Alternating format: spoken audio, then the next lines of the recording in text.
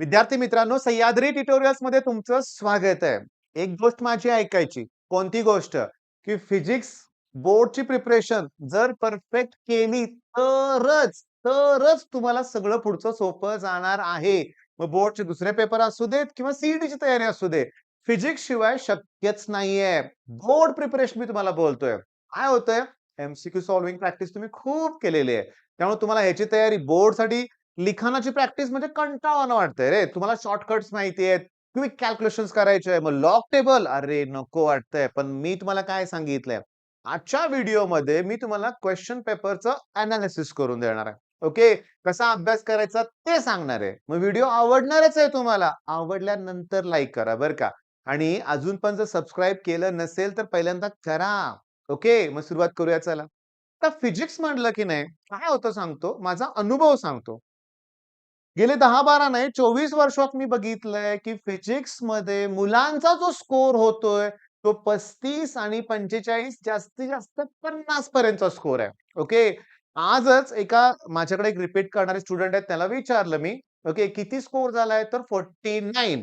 10वी ला मार्क किती होते? तर अबोव्ह 95% एक्स्ट्राऑर्डिनरी स्टुडंट आहे. पण फिजिक्समध्ये स्कोर झाला का? नाही. जास्तीत जास्त मुलांचा स्कोर मी 35 ते 45 मध्ये बघितलाय आणि त्यातले 30 मार्क कॉलेजने दिलेले आहेत. मग मुलांनी काय केलं 10 ते 15च मार्क पाडले. एवढंच फिजिक्स अवघड आहे? नाही, मुलं पॅनिक मोडमध्ये जातायत. लास्ट मोमेंटला भीती वाटते, की अरे मी काय केलंच नाही असं तुम्हाला वाटतंय. मग आता यातून उपाय सांगतो. सांगतो. सगळं मी सांगणार आहे. मग त्याच्या अगोदर तुम्हाला एक्सप्लेन काय करणार आहे बघा, की आत्ताच्या आत्ता बघा, पहिल्यांदा याला स्कॅन करा आणि WhatsApp ग्रुप जॉइन करा. क्लासमध्ये जो मी प्रिलिमचा पेपर घेतलाय, तो मी ग्रुपवर दिलेला आहे आणि त्याचंच मी एनालिसिस करून दाखवणार आहे. एक्स्ट्राऑर्डिनरी पेपर आहे लक्षात घ्या. बोर्ड लेव्हल सारखा पेपर आहे म्हणल्यापेक्षा बोर्डचाच पेपर आहे असं समजा. बोर्डचा नाही मी घेतला ॲज इट इज म्हणूया आपण. वेगळा पेपर आहे लक्षात घ्या. पण अगदी बोर्ड पॅटर्न आहे 100%. मग WhatsApp ग्रुपमध्ये तुम्हाला ते मिळेल. बरं, ॲप्लिकेशन डाउनलोड करून घ्या. त्याच्यावरचे फ्री लेक्चर्स बघा. ओके. काही असेल तर आम्हाला आमच्या या नंबरवर कॉन्टॅक्ट करा. मग चला आता सुरुवात करूया. चुकतंय कुठं? सांगतो. 16 टॉपिक आहेत. माझं सगळे झालेलेच नाहीयेत. ही पहिली मोठी चूक. मी तुम्हाला सांगतो झालंय तुमचं. फक्त तुम्हाला मी सांगितल्याप्रमाणे पहिला डेफिनिशनच करायचे. ओके. त्याचा वापर केल्यानंतर डिस्टिंग्विशच करायचं आहे लक्षात घ्या. बरं ते करत असताना म्हणजे एक डेफिनिशन म्हणजे संपलं असं नाहीये. Definition, distinguish, laws, numerical expression काय ठराविक आहेत हे करायचेत आपल्याला. आय-एम-पी क्वेशन्स करायचे आहेत. टॉप 100 क्वेशन्स त्याची सीरीज वाढत जाणार आहे लक्षात घ्या. आता महत्त्वाचं बोलतोय. पहिला प्रश्न आपण जो पेपर प्रोव्हाईड केला त्यात शोधा. What is seconds pendulum? अरे किती सोपं आहे. A simple pendulum having periodic time 2 second is non as काय सांगा? Seconds pendulum. झालं? नाही. तुम्हाला त्यासाठी अगोदर सिंपल पेंडुलम करावा लागेल. त्याच्या पिरियॉडिक टाईमचा फॉर्म्युला पाठ करावा लागेल. त्या पिरियॉडिक टाईममध्ये T equals to 2 second put करावं लागेल. मग ते 2 बघा म्हणजे सांगतो. पिरियॉडिक टाईमचा फॉर्म्युला काय? T equals to 2 pi under root L upon G. Simple pendulum. मी तर टी इक्वल्स 2 पुट केला 2 ला 2 कॅन्सल होईल. दोन्ही बाजूचा स्क्वेअर करा. थोडं क्रॉस मल्टिप्लिकेशन करा आणि एल साठी फॉर्म्युला तयार करा. तो येईल जी अपॉन पाय स्क्वेअर. मग परीक्षेत अजून प्रश्न कसा आलाय माहितीये का? डिफाइन सेकंड्स पेंडुलम आणि पुन्हा विचारतील तुम्हाला derive expression for its length. झाले का 2 मार्क? बरं. अजून प्रश्न विचारतील. Periodic time of simple seconds pendulum is आणि 4 ऑप्शनमध्ये असतील. 2 सेकंड, 3 सेकंड, 4 सेकंड. म्हणजे तुमच्या लक्षात आलं का, की एक डेफिनिशन करताना रिलेटेड सगळे पॉइंट करायचे आणि शोधायचं आहे, की सेकंड्स पेंडुलमवर पुस्तकात एखादा सॉल्व्ह का एक्सरसाइजमध्ये न्यूमेरिकल आहे का? एवढं केलं तर जाणार आहे फिजिक्स सोपं आणि आपल्याला मी स्टार्टला बोललोय ह्याच्याशिवाय काहीही होणार नाहीये. बरं, पहिला प्रश्न. दुसरा काय? What is toroid? अरे टोरॉइड हा सोलेनॉइडच आहे. बेंड करून त्याला सर्क्युलर ट्यूब शेप दिलाय. मग त्या दोघांचे फॉर्म्युले म्यू नॉट एन आय, बी चे व्हॅल्यू आणि त्या मॅग्नेटिक इफेक्ट जो इलेक्ट्रिकल टॉपिक आहे त्यातला सगळ्यात शेवटचं न्यूमेरिकल बघा सोलेनॉइडचं आहे लक्षात घ्या. मग टोरॉइडच्या डेफिनिशन मध्ये सोलेनॉइड येतेच. ओके. मग त्याचे मॅग्नेटिक फील्डचे फॉर्म्युले पण करायचे आहेत. Define viscous force. हे झालं की लगेच विस्कॉसिटी. ओके.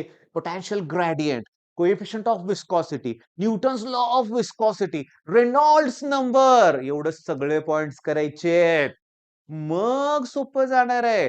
माझ्या सगळ्यात फेव्हरेट चॅनलचं नाव आहे आर-जी लेक्चरर्स. तुम्हाला माहिती आहे. आणि आर-जी सरांनी लास्ट वीकमध्येच एक पॉइंट सांगितलाय, की फक्त पी-वाय-क्यू करताय ना, फसताय इथं लक्षात घ्या.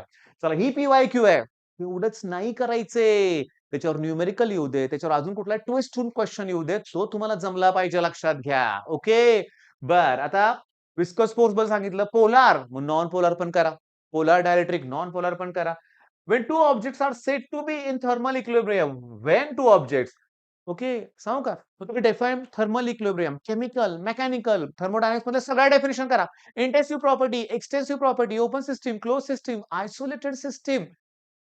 अजून फर्स्ट लॉ, सेकंड लॉ आहे ना त्याच्यामध्ये लक्षात घ्या. थर्मोडायनामिक्स. अजून काय रे डेफिनेशन?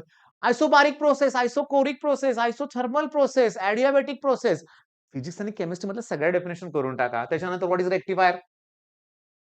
रेक्टिफायर हा एसी ला डीसी मध्ये कन्वर्ट करतो. पण त्याचे टाइप कुठले आहेत? हाफ वेव्ह रेक्टिफायर, फुल वेव्ह रेक्टिफायर करायचंच. मग लॉजिक गेट पण करून टाका ना बघता. म्हणजे तुम्हाला सांगतो मॅग्नेटायझेशनची डेफिनेशन. मग 1, 2, 3, 4, 5, 6, 7 मार्काला डेफिनेशन. भरपूर झाले ना. पण मला सांगा ना, लिहिता आलं का मुलांना? आलं. मला तेच आनंदाची बातमी तुम्हाला सांगायची आहे. 95% मुलं. मला आनंद होतोय, की एवढ्या 25 वर्षात माझ्या बाबतीत ना पहिल्यांदा असं घडलंय. मी गेली सलग 4 दिवस मुलांकडून फिजिक्स अभ्यास करून घेतोय आणि पेपर सोपा गेलाय. पेपर मुलांनी लिहिलाय. मुलं कॉन्फिडेंटली सांगतो 30 ते 40 मार्काचा एव्हरेजली अटेम्प्ट केलाय मुलांनी. तुम्हाला वाटेल 70 पैकी 30 मार्क हां, हे इनिशियल स्टेजला खूप आहेत. आपण 2-2, 3-3 प्रिलिम घ्यायचे मी पेपर तुम्हाला WhatsApp ग्रुपला प्रोव्हाईड करणार आहे. मग डेफिनेशन कळालं, की पुस्तकातले पहिल्या टॉपिकमध्ये कुठली डेफिनेशन आहे? फक्त मोमेंट ऑफ इनर्शियाची डेफिनेशन आहे. हो. रोटेशनल डायनामिक मध्ये एक डेफिनेशन आहे. कुठली? रोटेशनल डायनामिक्स मध्ये एकच डेफिनेशन आहे मोमेंट ऑफ इनर्शिया. पण ती झाली काय करायचं माहितीये का? रिंग, डिस्क, स्फिअर, रॉड या सगळ्यांचे फॉर्म्युले तुम्हाला आले पाहिजेत. मग पॅरलल ॲक्सिस आणि परपेंडिक्युलर ॲक्सिस त्याला पण आलं पाहिजे कारण त्याच्याशिवाय ते फॉर्म्युले होतच नाहीयेत. ओके. बरं आता इकडे बघा. झेरॉथ लॉ आहे की नाही? Properties of ideal fluid. मग आयडियल फ्लुइडच्या प्रॉपर्टीज असतील तिथे मग सरफेस टेन्शनची डेफिनेशन पण करा. बरं ते फ्लुइड म्हणलं की cohesive force, adhesive force, range, sphere of influence, capillarity, angle of contact, viscous force, velocity gradient, coefficient of viscosity, surface energy. 14-15 definition mechanical properties of fluid मध्ये आहेत लक्षात घ्या. आता हे ओळीनं प्रश्न सांगतो. डिस्टिंग्विश आलंय का? आलंय. ड्रॉ डायग्राम आले लक्षात घ्या. Okay. What are the advantage, disadvantage आहेत लक्षात घ्या. फॅराडेज लॉ आहे. फॅराडेज लॉ आहे. झेरॉथ लॉ आहे लक्षात घ्या. मग किती सोपे प्रश्न आहेत. मग आता तुम्हाला लक्षात येतंय का? परपेंडिक्युलर ॲक्सिस थेरम किंवा पॅरलल. हे pipe open, pipe close at one end किंवा व्हायब्रेशन ऑफ स्ट्रिंग हमखास गॅरंटेड प्रश्न असतो कुठल्याही पेपरमध्ये. थेरी क्वेश्चन आला तर न्यूमेरिकल येते लक्षात घ्या. कॅपॅसिटन्स एक्सप्रेशन, केल्विन्स मेथड नाहीतर मीटर ब्रिज नाहीतर विस्टोन नेटवर्क करा. रेझोनंट फ्रिक्वेन्सी आणि आता इथं खरी गंमत आहे. वरचं न्यूमेरिकल वाचा आणि खालचं न्यूमेरिकल वाचा. तुम्हीच वाचा. बघा ना जरा वाचा. अगदी 100% सेम आहे का ते बघा रे जरा.